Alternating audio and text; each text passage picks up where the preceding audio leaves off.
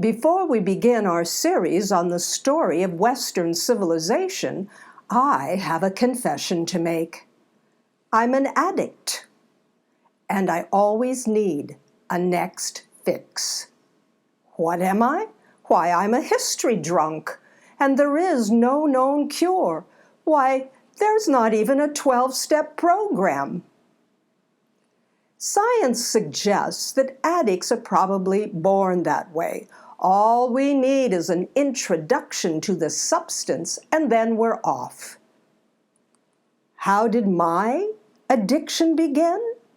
When I was 16 years old, one summer's afternoon, I was wondering, what should I do with myself? I'm bored. And that's when this voice said to me, "Hey, come over here. Try this. I think you'll like it."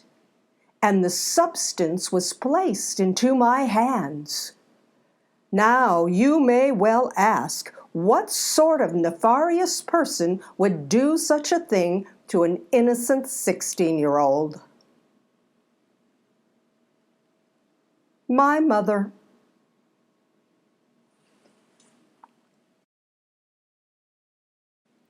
The substance was a book, Tolstoy's War and Peace. I began to read, and as I read, two truths became apparent to me. The first one is this: Russian novels take a little getting used to. One sort of has to plod through the first third of the book in order to get to the meat of the plot. So plod on I did, and that's when the second truth was made evident to me. History is intoxicating. The fires of inquiry were ignited, and I was off. Just who were these Russians? At that time, when I was 16, Russia was the Soviet Union, and we were told we must be afraid of them. But then a little voice said to me, "No, don't think that way.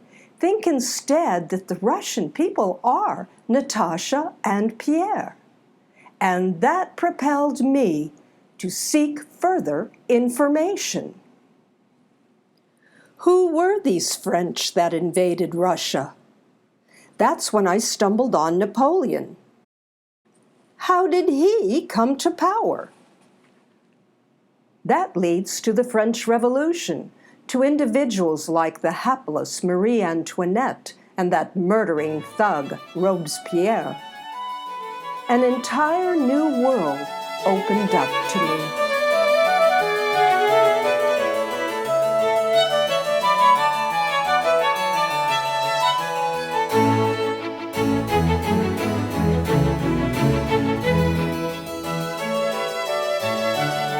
I was hooked, and then I realized that for the rest of my life, I would never lack for something to do.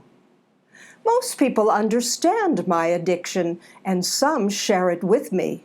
And then there are those that say, why study the past? Well, there's no stock answer to give such people.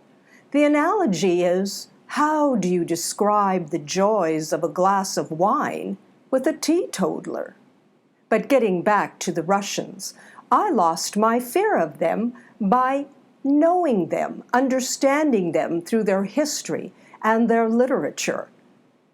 Any culture that can give you a writer like Tolstoy, or Solzhenitsyn, or Dostoevsky, or ballet dancers like Nureyev and Baryshnikov, or a monarch like Catherine the Great, plus vodka, well, there's a culture that's got something going for it.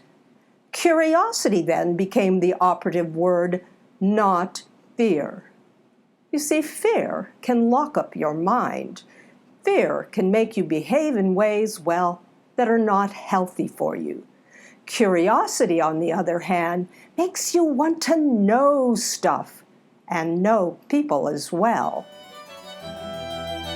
The study of history is the study of people, who they were and are. How did they get us to this moment in time?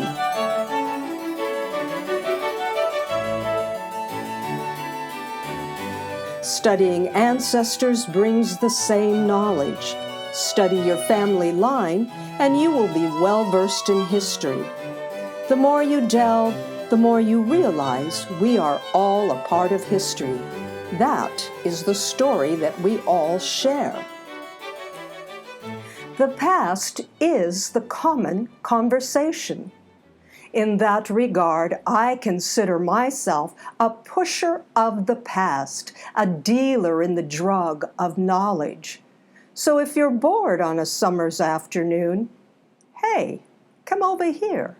I've got something for you. I think you'll like it.